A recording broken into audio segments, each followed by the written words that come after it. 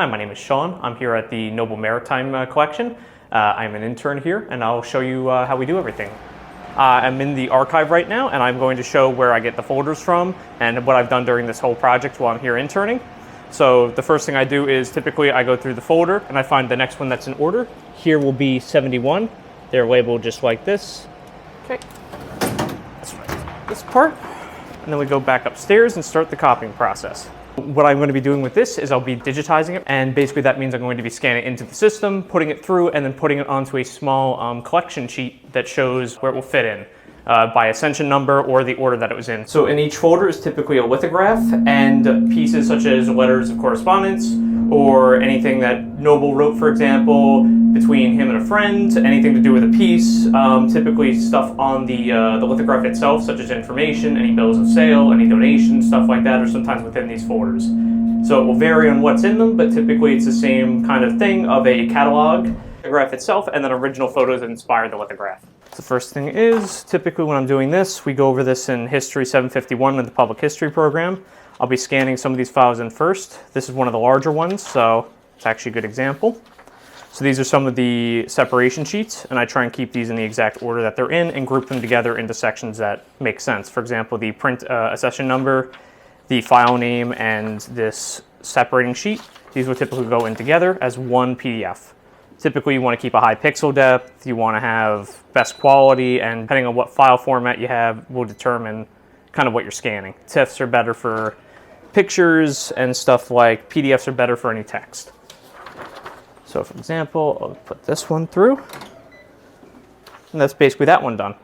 Finish, and then this is a letter between Noble and somebody. Same with this one, so these two would go together as well in their own little PDF. Since they are the same thing, they're in the next order, it's easier to group them together. So this all just allows for a digital backup as well as a physical one, and then you have items like this that are kind of like original. I believe this one would be a sketch of some sort. So this would be put in as well, and this will probably go by itself as, instead of a PDF, a TIFF file, which is for better quality, as well as the fact it allows me to do a higher definition. These files end up on the server. They are in their own little master art collection file, since all of these files are from the master art collection that I've been doing. And these go through on there, and they're backed up digitally on the server. So it allows for easier access, and it's a backup in case anything were to happen to the physical file. So this is the lithograph section. This is usually copies of the lithograph, or like it's never usually an original, but these are usually copies or photos, or for example with this here, these are original photos that basically inspired the lithographic piece itself. Probably my favorite part, honestly, is looking at a lot of the originals, since these are interesting original photos that are like, they're kind of almost one of a kind. We're back from the archives and finished copying everything over from that file. We have everything put onto basically a kind of like file share on the server. These are just a few examples. So the first thing I usually do is I try and get these in order. Typically very simply, I just get a bunch of them together like so.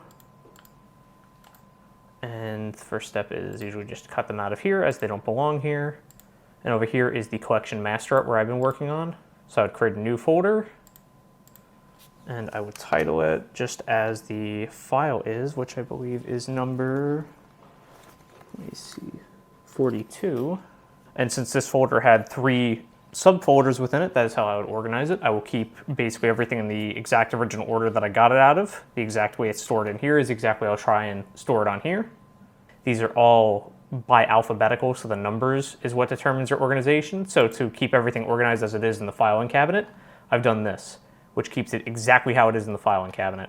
So I have to add a new entry over here, which is number 42. Letters, original pictures, and the lithograph itself.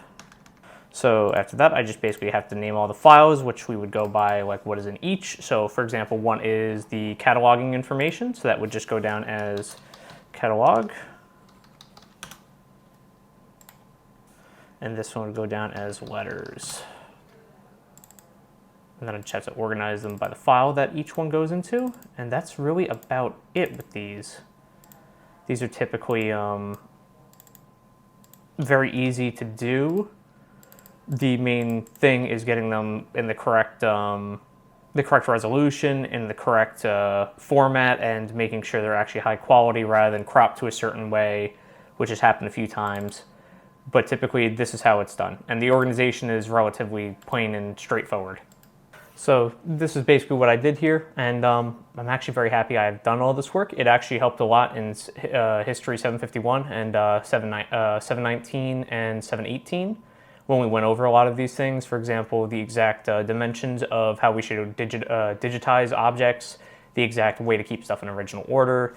All of this stuff actually played into it, and I'm actually very happy how the course is actually translated into an actual real-life skill, which is something I did not expect coming into the history program, but I was very, very happy that I actually had courses that trained me in helping with this, so it wasn't a surprise when I came right into it.